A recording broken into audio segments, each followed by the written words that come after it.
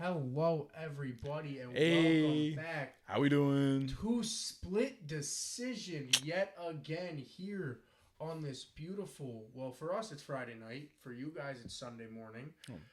For Vin, I don't know. Actually, you didn't watch the log show. My own co-host doesn't even watch my show. I was It's busy. okay, I'm it's sorry. okay. I'm sorry. But we have decided now that I think this is going to be a Sunday morning show as football season comes up. We want to Especially, be yes. on Sunday mornings. We'll have some. We're planning some special lives out definitely for Sunday morning for football season. I cannot wait. A lot I of can't hopefully wait.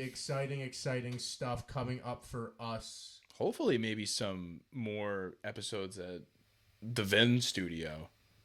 Maybe stuff like that. some crazy live day red zone action. You know Who what I knows? mean? Who knows? A lot of pre-recorded stuff and watch-alongs will happen this football season as well. So stay tuned for that, guys. But we're here today to talk about it on Friday night. Now, when you guys see this, you guys will know the results, but we won't.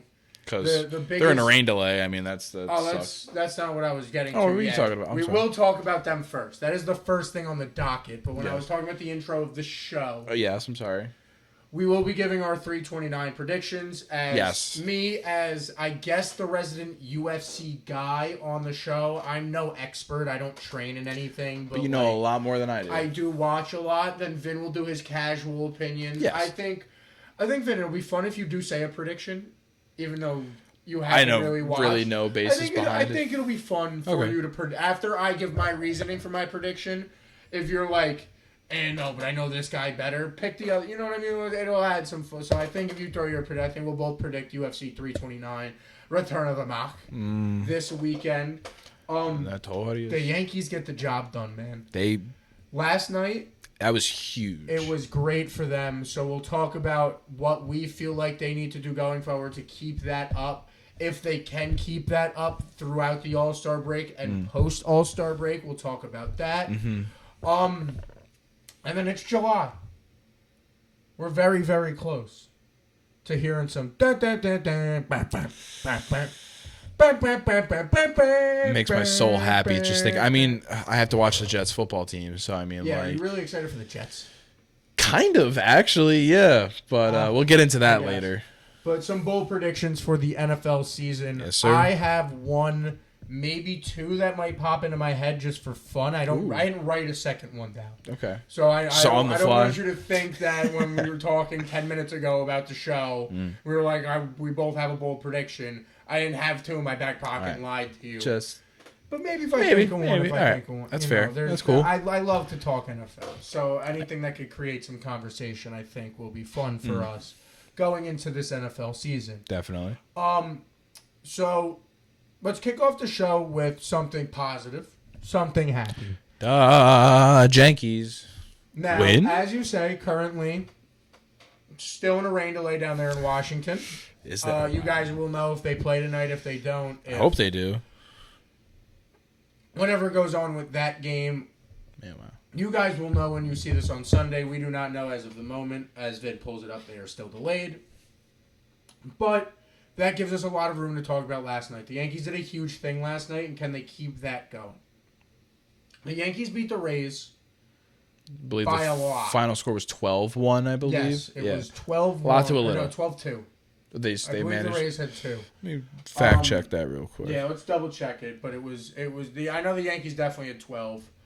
The bats were going yesterday. The offense was alive. Yes, as David Sims said on.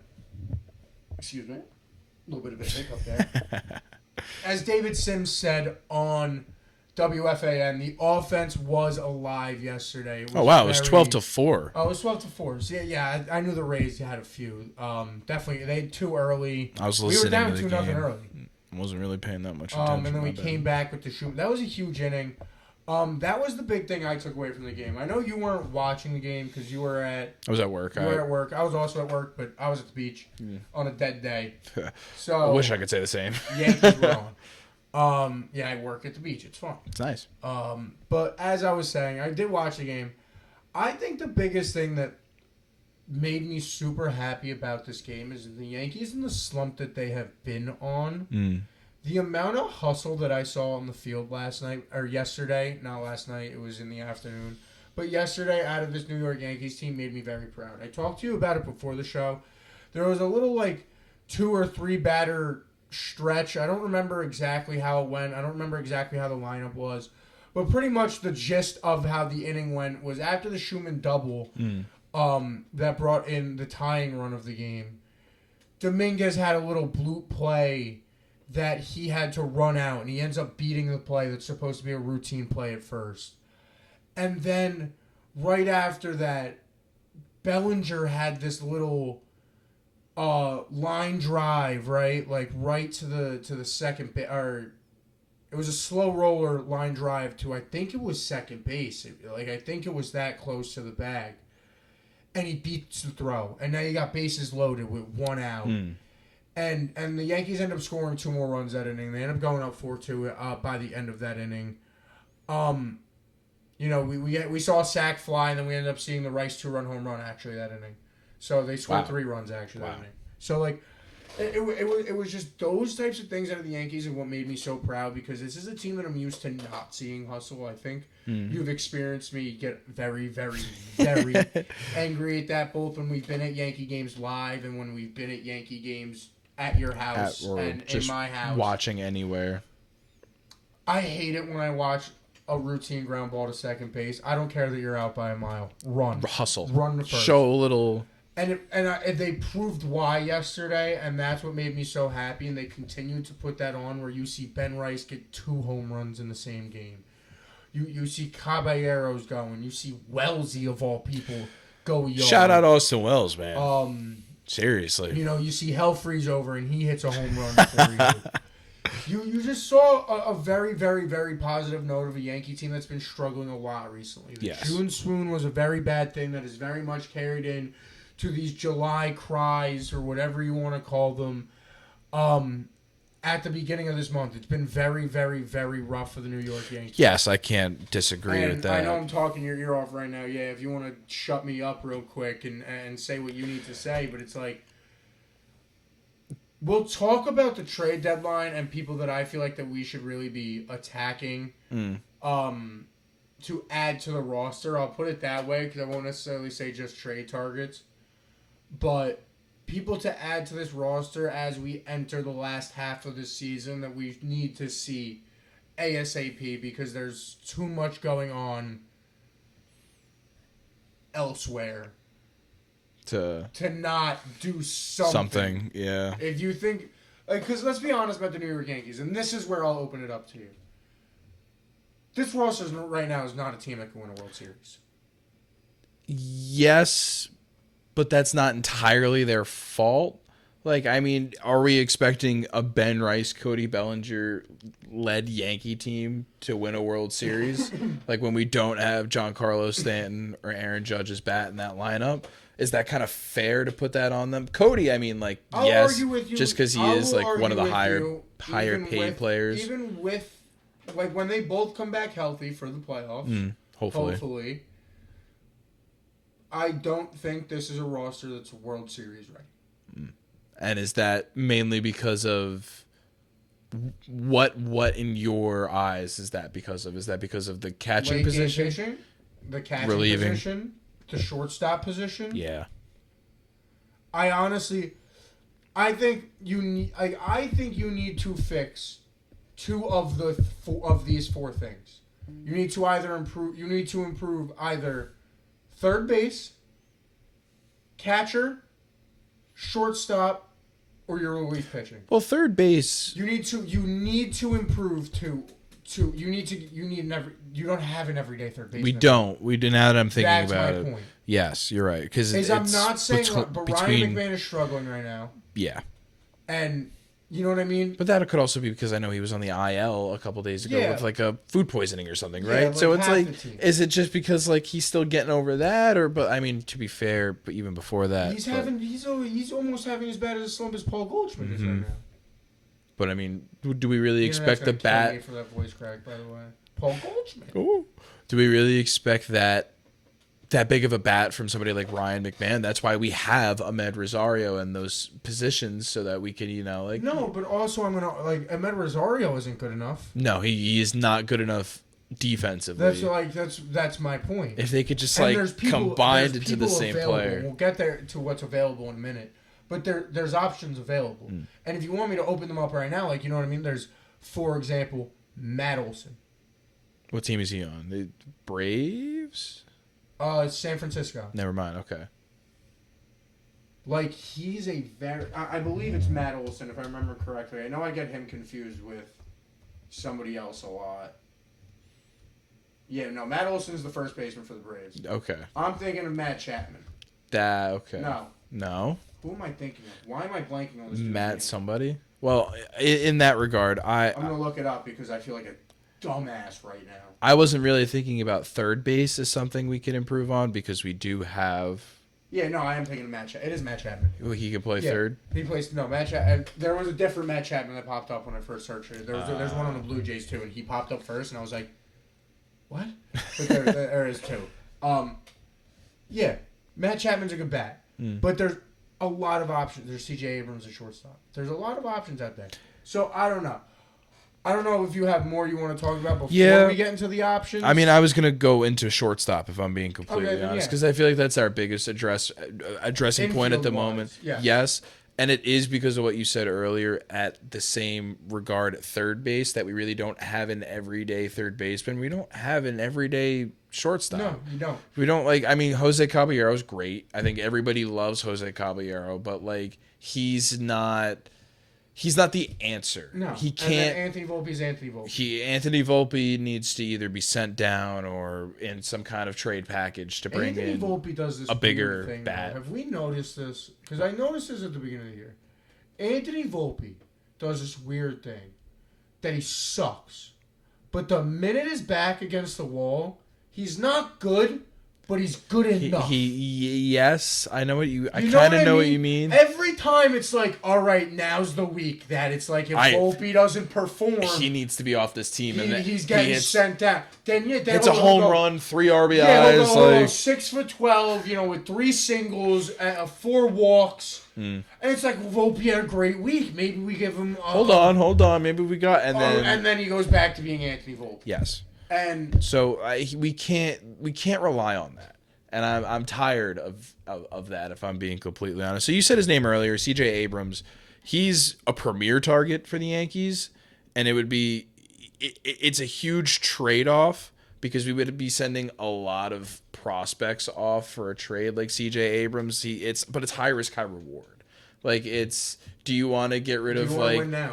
That's a do you want to win now trade. Well, I mean, there's a lot with the of those potential types of lockout looming, and Judge isn't getting any younger. Yeah, Cole isn't getting any younger. That's exactly what I mean. I have a list of these people, and C.J. Abrams is on it. There's a list of people, and I'll get into it once you're done with your rant about C.J. Abrams. I mean, I was pretty much that's about it. But yeah, it's just his offensive abilities would be just amazing for this Yankee team. There's a list of, if I'm gonna include relievers, of about 6 to 7 people that if you're going after these dudes, you're gonna give up a good handful, but you're going to win.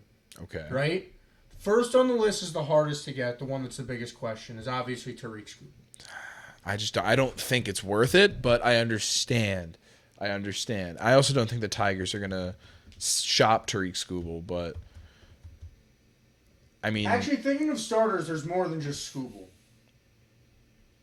But I mean, thinking about the Yankees starting rotation, especially in the postseason, you're looking at Cole, Fried, potentially Rodon, players that are star caliber that are just available for trade. Sometimes you just don't get a need, you get a want. Okay, you're right. You know what I mean? When you can't get the need, you get a want because he's a star.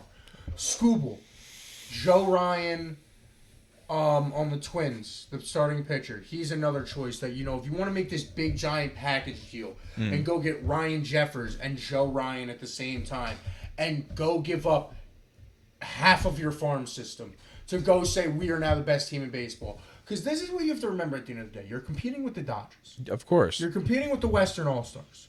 That's who you're competing with.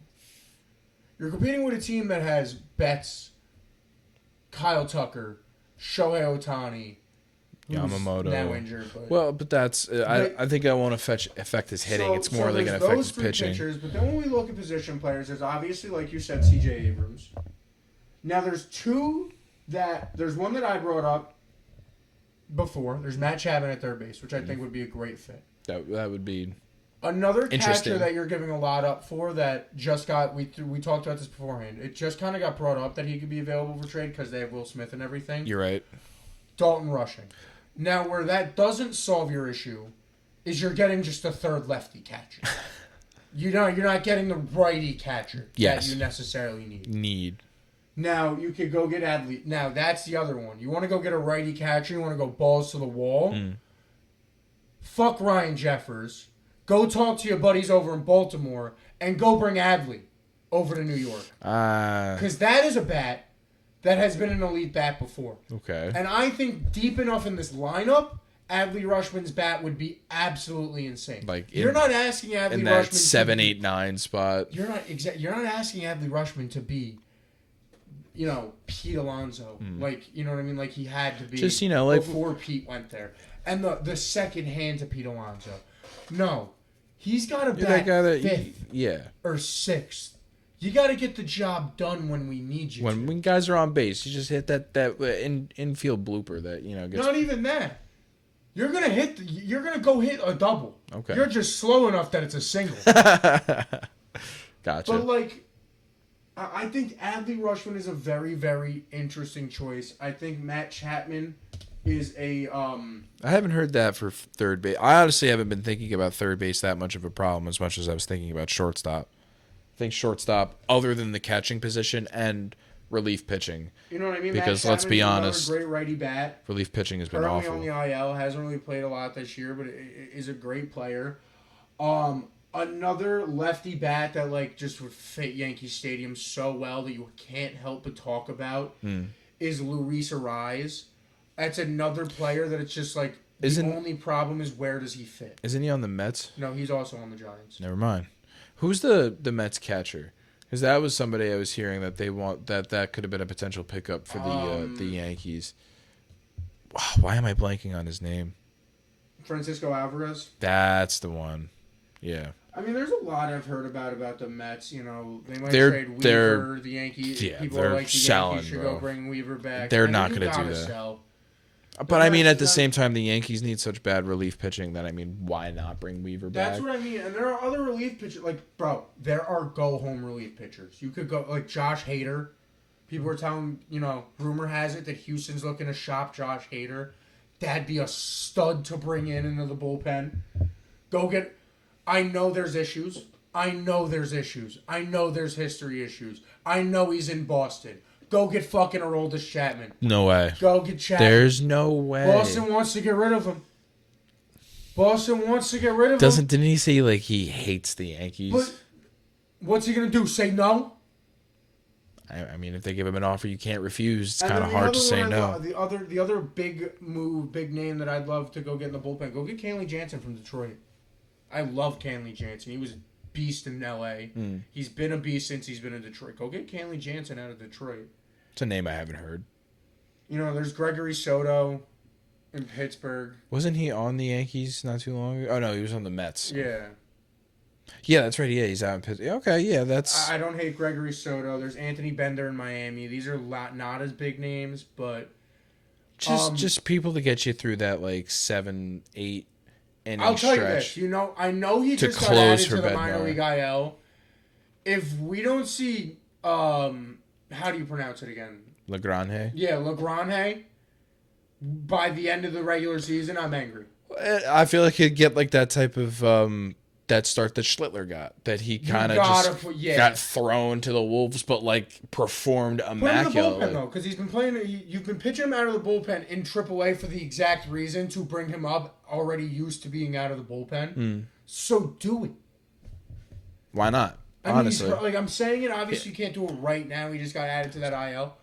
But speaking of that, speaking of guys that are hurt in the farm system currently, and somebody who in that same regard, do it. Why not? George Lombard Jr. Do it. Let's just see it. Yeah. We saw it with Jones. Because everybody, they hold him with such high regard that, it's like diamonds. We can't get rid of him. We can't get rid of him. Let's see what he looks like. And you know what? Maybe if it's worth getting rid of for a high target trade, somebody of a high prospect that, oh, wow, like maybe George Lombard becomes a star on another team, but the Yankees won a World Series. Like, that's how I see it. But why not? Call him up. Let's see what he looks like. Either throw him. He's supposed to be as good as he is, bro. Why not give him start testing him? He is hurt right now, but maybe towards the the later half of the season, we bring him up. We see what he looks like. See how he takes major league at bats. Because I don't think he's still in AA, right? I don't even think he's in AAA. No, he's in AAA. No, oh, okay. He's been in AAA. I didn't know that. Okay, good. But fuck it. Why not? Uh-oh, what happened? No, nothing happened. I'm just messing with stuff. But let me be a little technical, all right? Bro. All right, all right, relax. Other than that, there's the only other guy I wanted to talk about was Jeremy Pena on the Astros. I know, but if you're gonna talk to Houston, just go get Hader. That's my thing with Pena. Okay. Like, bro. The best possible trade deadline, once I started reading articles and saw that Josh Hader was available, I go, if the Yankees could honestly say, fuck it, sell their souls and go get Josh Hader and Ryan Jeffers. Yeah. Because that improves two major needs that we need at the... Yeah, I don't know why that... Yeah, that... It scared me. Sorry, guys. New lights. I don't know if that flicker happened on camera. We might blow up. But that does improve two massive holes in this Yankee offense, and that would be amazing. That's what I'm saying. Like, that would be an insanely good trade deadline. Like, you need the relief pitching. This team's not winning a World Series without relievers. I don't think this team has what it takes to win a World Series. Yo, let me put it this way. I tweeted it yesterday. Obviously, it didn't turn out the way, and the bats kept going. The Yankees had that amazing inning, right? Ben Rice hits the 2-run home run. They get 2 runs afterwards. They're having a bullpen day during this amazing bat day, right? Mm-hmm. And then they put in Greg Bird. Jake Bird? Or Jake Bird, yeah. Sorry. Greg Bird was an old Yankee. Shout out Greg Bird. I was about to, yeah, nice. But then they put in Jake Bird. And when I tell you, bases loaded, no outs, and I actually thought the lead was gone. I thought it was that simple. I thought it was over. Yeah. I tweeted out, I go, me and my homies hate Jake Bird. I think I saw that tweet too, which is funny. It's like all the homies hate Jake Bird because, like, bro, what are you doing? It's the same thing, and it's a consistent problem. You can say the same thing with Doval, though, bro. No, but at least Doval, like, bro, Jake Bird is bad. No, yeah. Jake Bird is bad. But at least Doval sometimes. It was a rubber day, though. Like we talked about when we went on a rant about Doval last week. Doval to a limit is good. You just can't let him go too long. He'll fall apart. True. Yeah. Greg Bird walked 2 batters and gave up a single in his first 3 batters. Jake Bird. Or Jake Bird, sorry. I keep making that mistake. It's all right. But Jake Bird, he walked the first batter, hit the second, and gave up a single. What are you doing? Not great. Yeah, no, I don't know. What are you doing? But, like you said, bats kept going. Didn't matter. That's what saved it. That is what saved the game. The bats were going. But yesterday. Speaking of bats and cracking, I want to talk about somebody. I want to talk about. You want to talk about crack? I want to, not crack. I want to talk about somebody whose bat's been cracking. Oh. I want to talk about Ben Rice. I want to talk about Ben Aros. He's not doing crack. Well, no. His bat's been cracking. He's not doing crack. Right now, he's got a 275 batting average, which, I mean, like, that's not something to, like, ride home about. It's not terrible, but it's not great. It's not bad. It's not great. It's not bad. He's got 28 home runs at the moment with 65 RBIs and a did I mix that up with a yeah, I did mix that up. He's got a 275 on base average, I think. Wait, no. Did I mess that up? Cuz I have a 9. Yeah, no, he's got a 956 on base average and a 275 batting average, if I'm correct. What are you looking up? I was looking up his odds to win the home run derby. Oh, word, because that's what I was transitioning into. I think I wrote that wrong, but it's fine. But I think he's also making a real push for AL MVP. If he keeps this up, if he can get, because he did have a really bad stretch, if I'm being completely honest. His these past I think 2 weeks, if I can look that up right now. Which, I mean, bro, yesterday he had a great day. He had an amazing day yesterday. But Ben Rice over the last 2 weeks. Sorry, guys. Nice Logan amateur hour. It is amateur hour, bro. I'm sorry. I'm trying to check the odds. I got to get into DraftKings. Shout out DraftKings. I know you guys hand out sponsorships. I will gladly be one of them. So, I mean, yeah, he's 12 for 34 in the last 2 weeks. 6 home runs, 14 RBIs, and a staggering 1.296 OPS, which that is actually kind of great. But he's been like, I don't want to say iffy, but like Ben Rice has definitely been he's been struggling, way better than I thought he'd be. Like he honestly has been. And you can't I'm sorry, you can't deny that, like, bro, like I said, I mean, this is the first time somebody else not named Aaron Judge has led the New York Yankees in home runs since, I think, 2016. Which is an insane stat. I think it's been almost 10 years. I mean, you're looking at it on DraftKings right now. I'll take him plus 1,100 to win the home run derby. You're looking at a derby that is stacked this year. You got Murakami in it. You got Caminero, Schwarber, Bryce Harper. It's going to be a fun one. Wilson Contreras. Wilson Contreras. Jordan Walker. I didn't know Murakami was in it. I didn't see it. I didn't see his name when I looked up the contestants. I'm looking at the odds right now. He's plus 550 to win the whole goddamn thing. He's in here. He's been lighting shit up right now. But I mean, Harper's on his third appearance. He's got 20 home runs right now. Schwarber leads the MLB with 32. I'm gonna bet on Ben Rice. I mean, I'll totally bet on Ben Rice. I mean, come on. But I mean, I'm just going through like his competition right now. This Monday, also. It's on Monday. Yeah. Wow. Derby's on Monday. You got Junior Caminero, like you said, 27 home runs. Wilson Contreras 20. Jordan Walker 22. Jack Caglione with 14. How many is Murakami at right now? Does it say? Because I didn't see his name, so I don't have his home run total right now. Muaneta Murakami has a total of 20 home runs this season. Okay. He slowed down, definitely. So, I mean, like, Ben Rice is up there at the top with Junior Caminero, Kyle Schwarber. Ben Arroz. Like, he's got 28. And that's before going into the All-Star break. Like, these are all these guys. It's not like obviously they can change. I know, it's been a long day, brother. It's fine. I can't believe Ben Rice has 28 home runs heading into the All-Star break. It's insane. It's awesome, is what it is. It's awesome. But the Yankees need to keep this up. If they can just, like the bats, they need to stay alive. Yeah. Schlittler, I kind of dragged him the last time we were on, and he had a great performance. Oh, he had a great outing. Cole, on the other hand, had a wishy-washy performance. I mean, it wasn't terrible, but it was like, okay, what the hell? What was going on here? It was 2 back-to-back bad days, and then you had the bullpen day where just the bats started rocking. Yeah. Speaking of crack and people on crack, back to that. Somebody who used to be a cocaine addict is fighting this weekend. The Notorious. I mean, when I hear the Foggy Deuced tomorrow night, Vin, the tears may come down my face. Shut your mouth. When I hear the Foggy Deuced. Oh my God, it's gonna be great.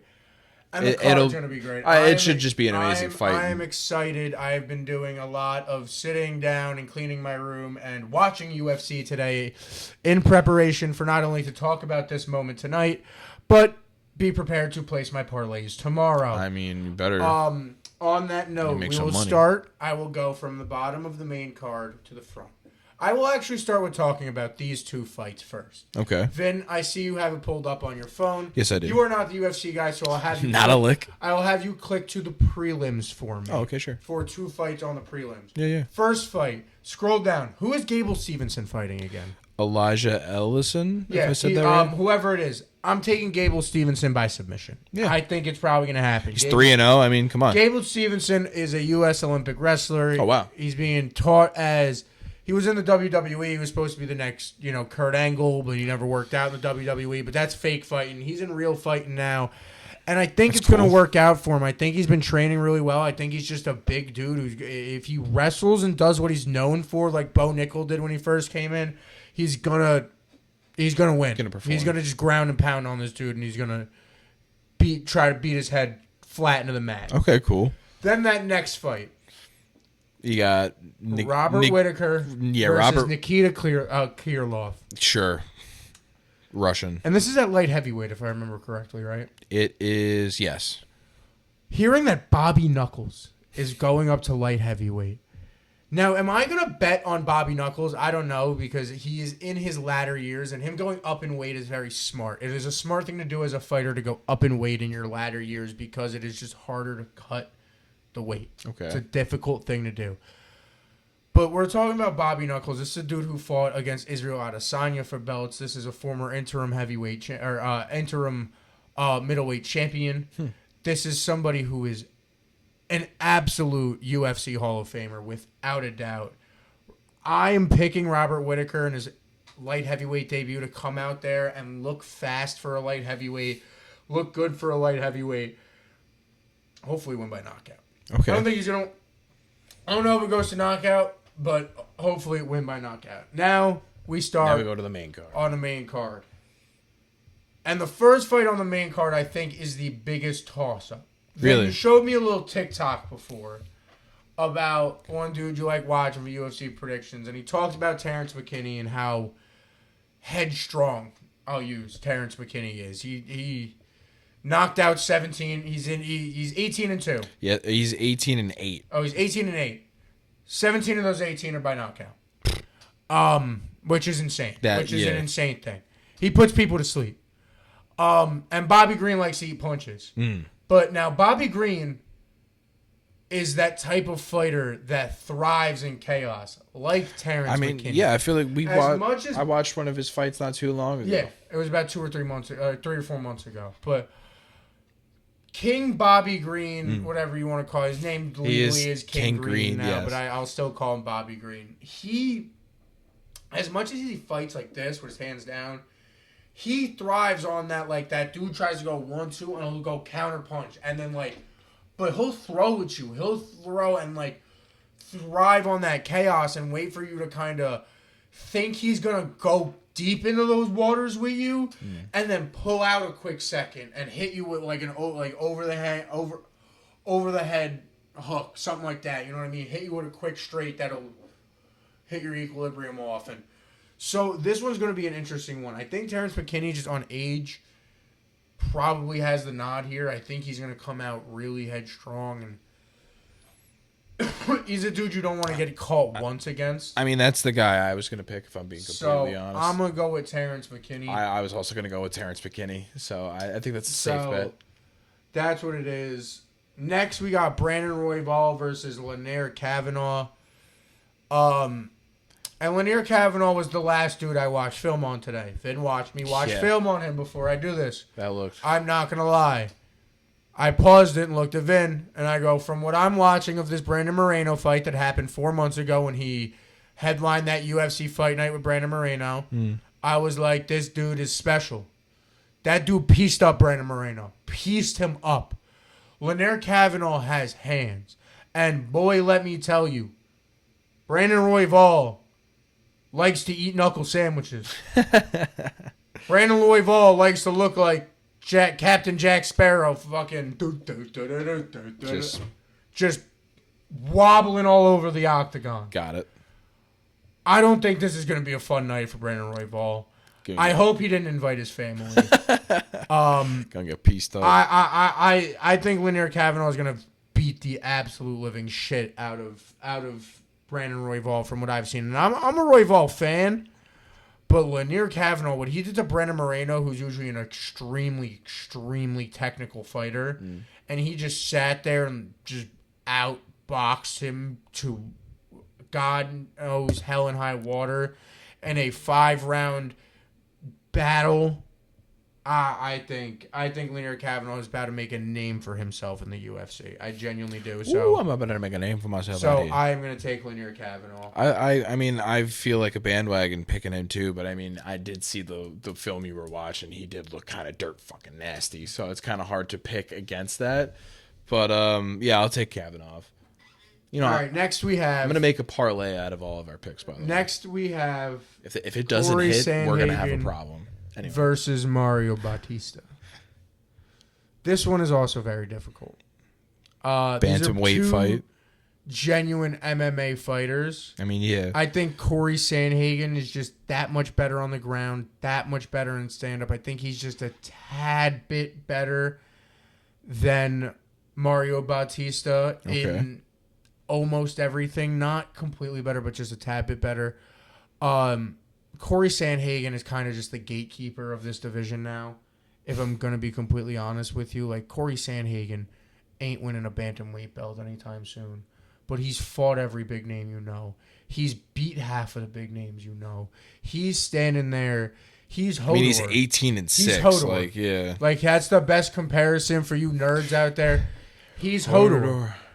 That's who he is, bro. He's out there to just protect the champions, to know who is worthy and who isn't. If you can beat Corey, you are worthy. If you cannot, go to the bottom and start again, young Padawan. Young warrior, if you can beat Cody, you are worthy for a shot at the belt. That's what they say in the ancient UFC lore that I'm creating in my head right now. But you got Corey in there. Yeah, I got Corey. I think this is going to be a really good fight. I think it's going to be a close one. I'm going to take Mario if I'm being honest. I don't think Mario Bautista 17-3, like that's not terrible. Yeah, like I think Mario Bautista can shock me, and Corey could have a bad night. I mean, I've watched Corey Sandhagen get the absolute living shit beat out of him by Max Holloway before. Corey Sandhagen's the dude who got his face beat in for "I'm the best boxer in the UFC." If you've ever seen that clip. Possibly. Well, all right, bro. You don't have to pull it up right now. You don't have to pull it up right now. There's a Holloway clip. It's so nice. It's such a good clip, and I'll talk about it more when we talk about him in a second. Then we get to the co-main event of the evening. It is going to be Benoit Saint Denis versus Paddy the Baddy. Oh, Paddy the Baddy. Oh, Paddy the Baddy. Oh, Paddy the Baddy. I'm taking Benoit. Yeah, I was about to say. I think I'm. Oh my God, bro! I'm terrified. Of Benoit Saint after that Dan Hooker fight? I'm terrified of Benoit Saint Denis. He knows how to kill people. I mean, this is a former member of the French Special Forces. He could kill Paddy if he wanted to.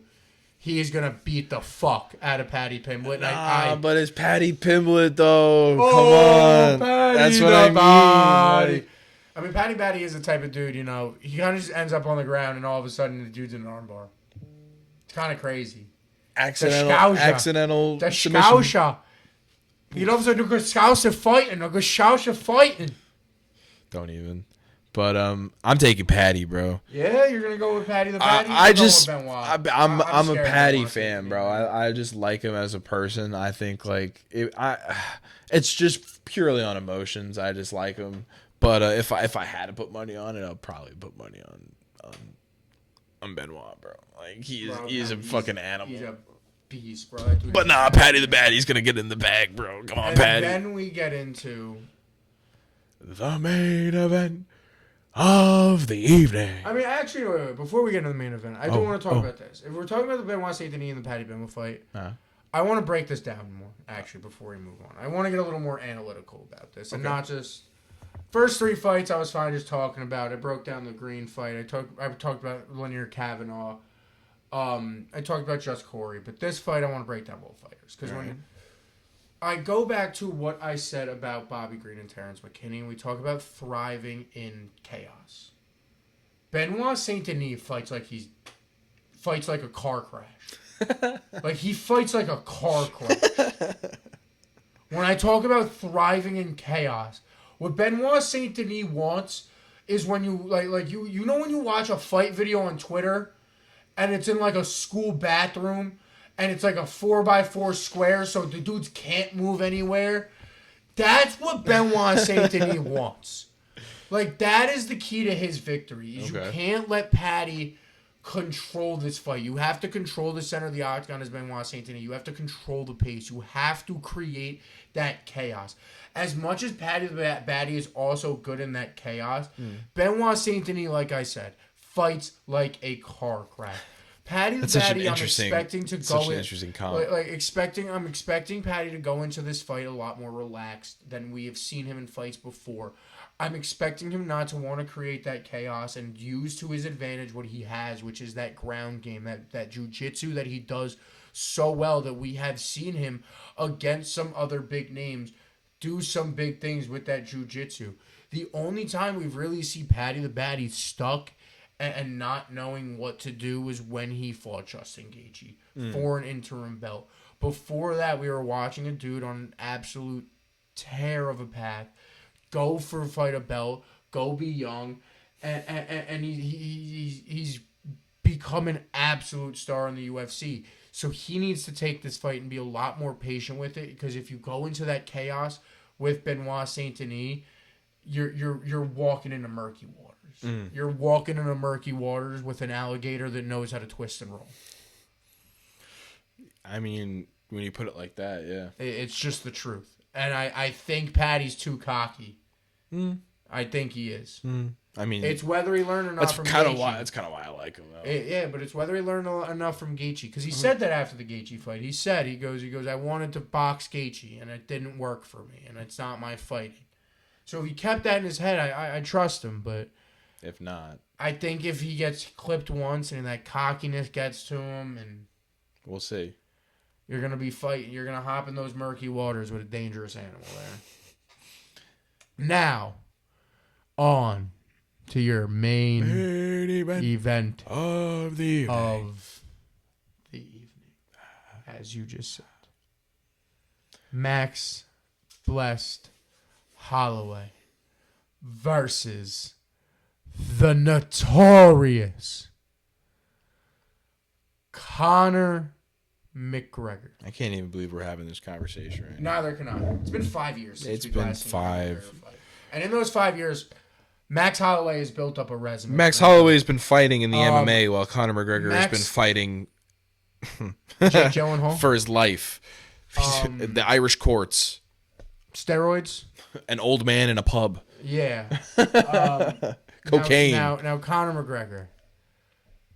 Boy, has he done a good job at being a politician before this fight. I mean, he's literally running to try to be a politician in Ireland. Getting me hyped. I mean, yeah. That's his whole thing, bro. Bro, when he said that in the press conference. Yeah, no, that was pretty cool. When he went. I'm doing this. He went. I'm not doing this for nobody. He went. I'm fighting, and I'm coming back, and I'm not doing this for nobody but me. And that's what you got to get in the octagon with, Holloway. I was like, oh, damn. Oh, okay. So you're not doing this for the show. You're doing this to prove to yourself you still got something. That you still got this. Is that the main reason? Or I mean, like I've definitely a little bit of a money incentive, but yeah. Especially today, I watched Nate Diaz McGregor too. Oh, Shout out my boy Nick with the autograph right here. Shout out Nick Diaz. Shout out both the Diaz bros, two of my favorite fighters of all times. I watched McGregor Diaz too. I watched both of the McGregor-Poirier fights. The last time we saw Conor McGregor fight, he didn't look good. And it's been 5 years since then. If I remember correctly, he was on his back for most of the fight, was he not? He broke his leg. That was Dr. Stoppage. Dr. Stoppage, your wife is in my DMs. That was that night. But Conor didn't look good against either time against Poirier. Wow, the last time he was in the MMA, it was when he broke his leg? Yeah. Wow. We haven't seen Conor in a very long time. And what you need to see tomorrow night when you're watching that fight with me is you need me. If you want confidence in Conor McGregor of winning this fight, you need me to look at you at the beginning of round 1 with my hands on my head going, oh my God, he's back. Connor needs to be that fast. Because if that pristine, that perfect. Because if Conor McGregor thinks he's getting the Max Holloway when they first fought, that was 12 years ago, Connor. That was a very young Max. That was you who had already done great things in other promotions, came over to the UFC. It was your second UFC fight. You had won in 38 seconds in Stockholm, Sweden, in your first ever UFC fight and made a name for yourself. And you came out and had an exceptional 3-round decision win where you kind of just wrestled him for a round and a half after you pieced him up in the first round. You are getting a Max Holloway who's now that embarrassed Justin been Gaethje, through the that won a BMF belt, the stand and bang, that won a featherweight championship, that has now made a name for himself for pointing to the ground and being known as someone who will swing and stand with anyone and will put you out at that moment. And Conor said it in the press conference that he is not scared. I will stand with him as he points to the ground. I will do it. I think his boxing skills are terrible. Atrocious. Whatever word he used. I don't know what he said. Yeah, that was also a bad Irish accent on my end. But Conor McGregor, I don't think is in the right mindset to beat Max Holloway.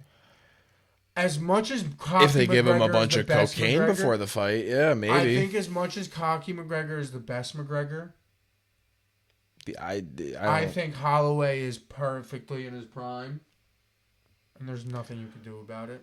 But that is I'm taking also Max, and I'm taking Max to put him to bed. There is you're taken by KO. I love you, Connor, but you're going to bed. Wow. Max is putting him to sleep. I was gonna say there is that like angle of it's sports. You never know. Connor has, like you said, he has that night. Maybe he catches Max slipping and catches him on the chin. You know, like you never know. But I mean, at the same time, it's just like it's been so long since he's fought, and I just can't see him. I can't see him winning. Like, you know, I do like Conor McGregor. I mean, outside of all the off the octagon stuff. I mean, like, he's not that great of a person, if I'm going to be completely honest, but he's a great fighter. Oh, Conor McGregor and great person are nowhere near. We're talking about a dude that threw a chair at a bus to try to fight Habib. Yeah. You know what I mean? We're talking about a dude that when you're talking about a court case was for domestic violence and rape. Like Conor McGregor is not a good dude. No. Is he the dude who got me into fighting? Yeah. Yeah. Is he a good dude outside the octagon? No. Fuck no. Okay. I just, wanted to make sure we had that opinion. If anybody still looks up to Conor McGregor, go check yourself into a mental hospital immediately. You gotta, But what did you just look up? My list of reasons. List of reasons of our bold NFL predictions. Oh, very nice, very nice. As we close our episode here. Yeah, the NFL season. I've only got one. It's nothing crazy. Maybe. I'm gonna let you go first. Okay, cool. Mine is, none other than the Jets. I gotta give them some kind of love. But we kind of saw what happened with the Giants last year in regard to their quarterback carousel, if you even want to call it that, where it was Russell Wilson started, but everybody kind of wanted Dart to start, to the point where once he did, it was like, wow, we could have had this from the beginning. My bold prediction is that Geno Smith is going to have that similar experience with the Jets, that he's going to start week 1, week 2, and we're going to see Cade Klubnik in preseason. You're seeing Cade and Klubnik I think Cade Klubnik year? will start a majority of the games for the Jets this year, as Geno Smith realizes, you know what, maybe I'll teach the new guy. But minicamp hasn't even started yet. We haven't even sent anything from preseason. If Cade Klubnik looks like he's... This is a pure gut feeling. Have you read anything about this? Have you heard any rumors? Or is this if I'm going to be completely honest, this is from what I've heard from Tiki Barber on WFAN, that he's very confident in this. So I'm very confident in this because, I mean, he is a former NFL player. Yeah. But That's a great source. I mean, kind of can't get any. But Tiki regarded Klubnik to his junior year versus his senior year. I love Cade Klubnik. I don't really know a lot about him. I love Cade Klubnik. So I wouldn't be surprised if he takes that like, whoa. But that is crazy. That's a step. Okay. It's the reason it's called a bold prediction, Logan. Okay. The reason it's called bold. My prediction is not nearly as bold as that. Actually, you know what? I'll step it up and make it as bold as that. Let me hear it. The Cincinnati Bengals will not only win the AFC North, they will win a playoff game. Oh, I don't think... they will win a playoff game at home. Okay. Okay. That's not, like, insane, I don't think. We were talking about a team that still has Joseph Burrow as their starting quarterback. Hopefully healthy. You have Jamar Chase, dog. T. Higgins, dog. Chase Brown, dog. Now, O-line made a little bit of improvements, but not enough. I'll admit that. Well, that's what you Defensively, you got Sexy Dexy, dog. That huge dog. Jonathan Allen, dog. Big dog. You went Boy Maffei. You got Brian Cook, Kyle Duggar. I won't give them the dog title yet, but they're good. They're good. And when we talk about first, when we come to the division, the AFC North is more open than it's ever been. Yeah. Seriously. You're looking at Old Man Rodgers with the Pittsburgh Steelers. Rodgers and the Pittsburgh Steelers. Brand new head coach with and the Ravens. You don't know how that Ravens team is going to look there. Oh, brand new head coach with the Steelers, too. Now I'm thinking about it. You're looking at a Browns team that just lost It's Myles the Garrett. Browns. And we're the Cleveland Browns. Exactly. Like, come on. So, I don't know. And I don't see why, if not, you get the right matchup. There's a lot of teams that can make that AFC playoffs that I would say that I could take the Bengals beating. You know what I mean? I'll be honest. In Cincinnati, they could sneak a game against New England at home. I think this team.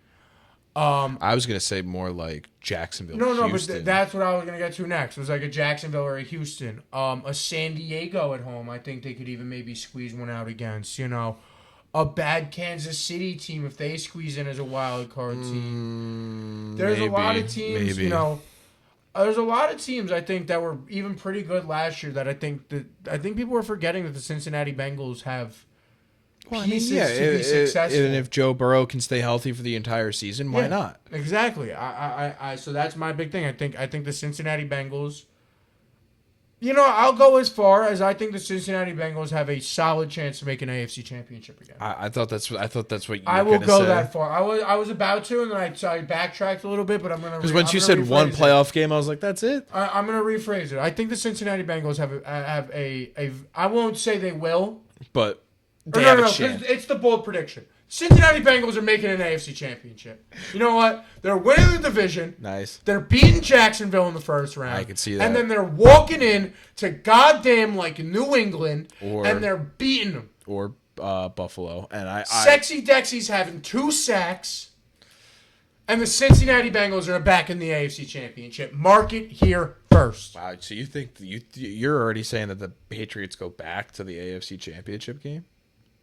No, I'm saying they lose in the divisional round to the Cincinnati Bengals. Oh, gotcha. I thought you meant that they beat them in the...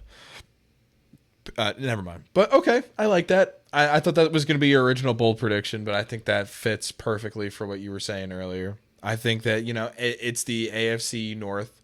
Anything is possible. You want to hear my other semi-bold prediction? Go for it. It's another division winner. Uh-oh. And the logo's behind my head right now. They're winning the South. And let me finish it here. Go ahead. I'll triple down on my bold predictions today. Triple. 1, 2, 3. Tyler Shook. Yes. Will throw. Okay. For 3,500 yards and 25 touchdowns this year. Wow. So he's confirmed number 1 starter? Yes. Tyler Shook will throw for 3,500 yards and 25 touchdowns this year. He will prove that he's a bona fide starter in this league and a stud at that. It is the NFC South. Anything's possible, I guess. You got Chris Olave. Yeah, You hopefully got healthy. running backs out the wazoo. Kamara for one more year, I think, right? You got Kamara. You got what's his name? Travis Etienne. I forgot that he's a Saint. Oh, there's been so many weird free agency signings. You know what I mean? Like I said, we got Olave. You just brought in why am I blanking on the rookie wide receiver's name? Oh God, Tyson, something Tyson, Jordan Tyson. Jordan Tyson. That's exactly what it is. You got Jordan Tyson coming in there. That's a big pickup. I'm confident in the team chemistry now because you brought back Cam Jordan. Thank you, Mickey. It took you long enough. That was big.